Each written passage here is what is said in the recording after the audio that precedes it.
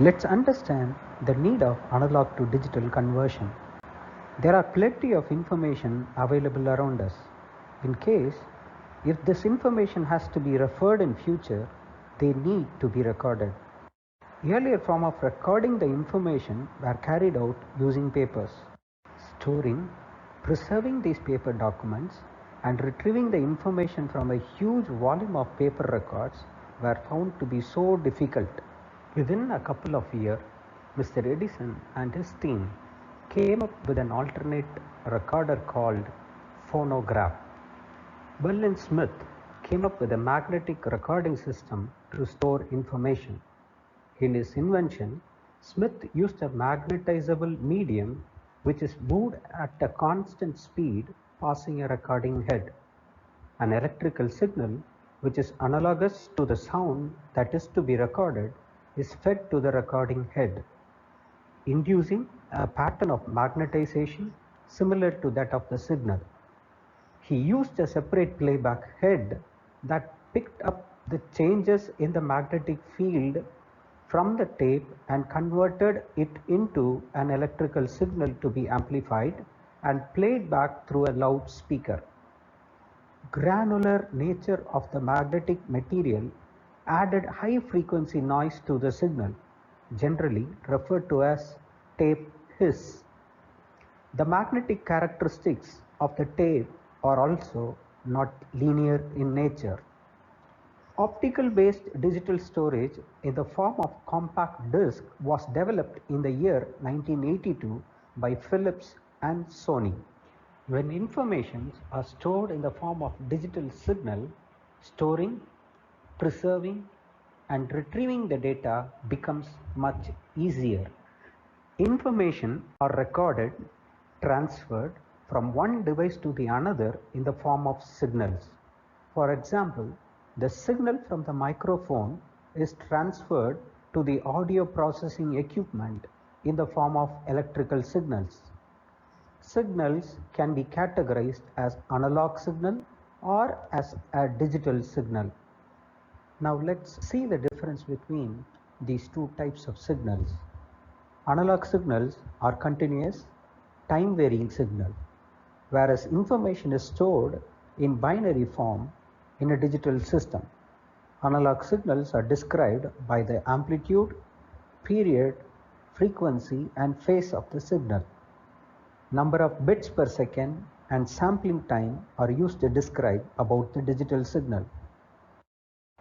Analog signals are represented in a form of a continuous time-varying signal, whereas digital signal are represented in a form of a square wave which takes only two stages, either 0 or 1.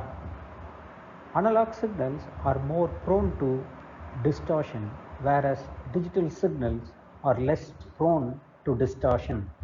Physical quantities are typically analog in nature.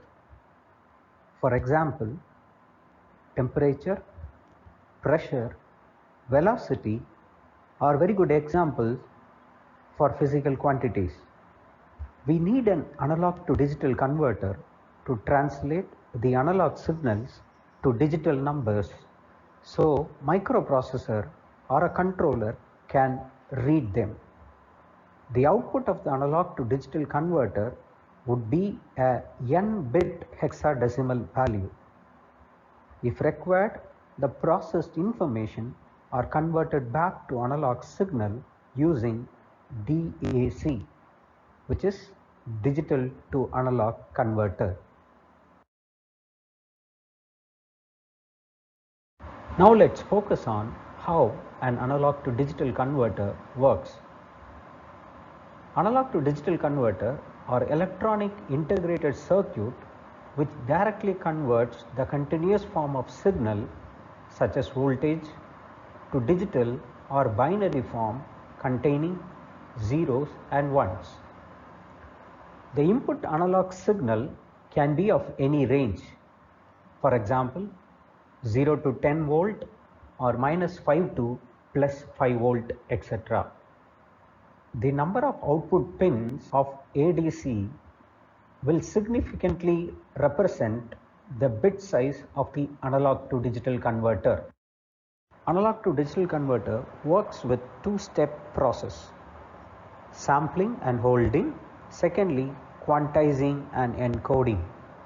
The block diagram found above in this slide gives you an overall idea about how analog to digital converter works.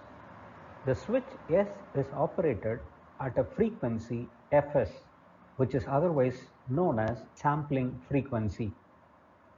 When the switch is closed, the input analog signal charges the capacitor, and the capacitor retains the charge and continues to remain in the same voltage level when the switch is opened. The continuous signal will get sampled and freezed to the value at a steady level for a particular period of time. It is done to remove variations in input signal which can alter the conversion process and thereby increases the accuracy. The minimum sampling rate has to be twice than that of the signal frequency, according to Nyquist theorem. It's a good practice to set the sampling frequency 10 times higher than the signal frequency. Now let's understand with a simple example of how analog to digital converter converts an analog signal into a digital signal. Let's consider an analog signal which varies between 0 to 10 volt.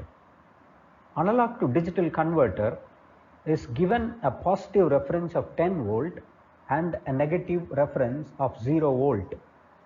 Let's consider a 3-bit ADC for our example. The accuracy of such ADC would be 1.43 volt as calculated, which means the ADC will be sensitive to a minimum voltage of 1.43 volt, below which the ADC cannot sense the signal. The amplitude of the analog signal is taken in the y-axis of the graph. The entire y-axis is scaled with the help of voltage accuracy of 1.43 volt. This is the first stage in the process of quantization. For each quantum, a unique digital code of 3-bit will be assigned in encoding process. Then the input signal is matched with the correct quantum. The blue line in the graph indicate the analog signal. Maroon line represents the digital signal. Whenever the digital signal value does not fall under a value which is a multiple of 1.43 volt, then the input signal is matched with the correct quantum. This is the second stage in the quantization process. The quantized signal is represented by the green line. Higher level of quantizing the signal will lead to reduction in the accuracy of the A to D converter, thereby reducing its performance. The performance of the converter can be improved by adopting the following techniques. Increasing the resolution. By increasing the number of bits that is used to represent the signal, the resolution can be improved. Secondly, by increasing the sampling frequency. There are several types of analog to digital converter available for conversion process. They vary in terms of cost, speed, resolution, and accuracy of conversion. We will discuss in detail about how the successive approximation analog to digital converter work in the upcoming video. Following are some real-time application where ADC is used.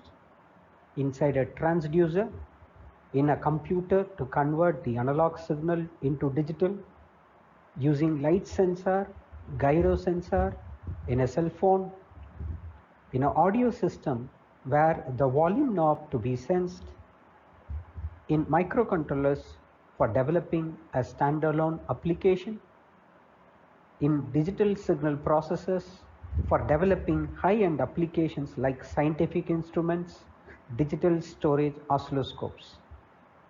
Thank you.